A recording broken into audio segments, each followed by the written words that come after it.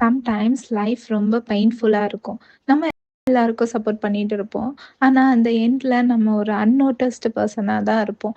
நான் பார்த்து பேசி பழகுனவங்க எல்லார்கிட்டயும் நான் ஒரு அன்னோட்டிஸ்டு பெர்சனா தான் இருந்திருக்கேன். இந்த ஃபீலிங் எப்படி இருக்கும்னு எனக்கு ரொம்பவே தெரியும். நீங்களும் அப்படி ஃபீல் பண்ணியிருக்கீங்கன்னா, மறக்காம கமெண்ட் பண்ணுங்க. அப்பதான் எனக்கும் சரி நான் மட்டும் இல்ல, என்ன மாரி நெறைய பேர் அடி வாங்கியிருக்காங்க அப்படிங்கிறது தெரியும். இது மாரி தான் எனக்கு ரீசென்ட்டா ஒரு மூவ்மெண்ட் நடந்துச்சு. "என்னக்கா ஓரவஞ்சனக்கு நினைக்கிறீங்களா? நானும் ரெகுலரா கேக் வாங்க தானே செய்றேன்.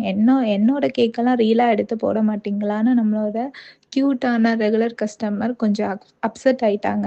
ஸோ அவங்களுக்கு வேண்டி welcome to the series of every flavours as a story episode 27. இந்த எபிசோட்ல நம்மளோட ஸ்வீட்டஸ்ட் கஸ்டமர் வந்து நம்மக்கிட்ட உள்ள சாக்லேட் பேஸ்ட் கேக் ஃப்ளேவர்ஸ் எல்லாமே அவங்களுக்கு ரொம்பவே பிடிக்கும்.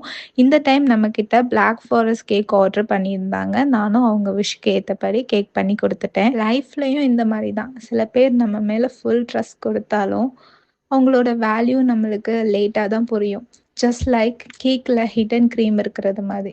ஃபர்ஸ்ட் லுக்ல என்னமோ அது தெரியாது. பட் லாஸ்ட் பைட்ல அத கண்டிப்பா ஃபீல் பண்ண முடியும். அப்படியே தான் நம்ம வேலையும் ஒரு நாள் எல்லாருக்கும் புரியும். ஸோ இது மாரி நெறைய ஸ்டோரீஸ் தெரிஞ்சுக்க மறக்காம வார்ம் டெலைட்ஸ் பை ஷெரின ஃபாலோ பண்ணிக்கோங்க. யூடியூப்ல பார்க்குறீங்கன்னா சப்ஸ்கிரைப் பண்ணிக்கோங்க. உங்களுக்கு கேக் ஆர்டர் பிளேஸ் பண்ணணும்னா நான் டிஸ்கிரிப்ஷன்ல நம்பர் குடுக்குறேன். நீங்க கேக் ஆர்டர் பிளேஸ் பண்ணிக்கலாம். தேங்க்ஸ் ஃபார் வாட்சிங். Tata, bye bye.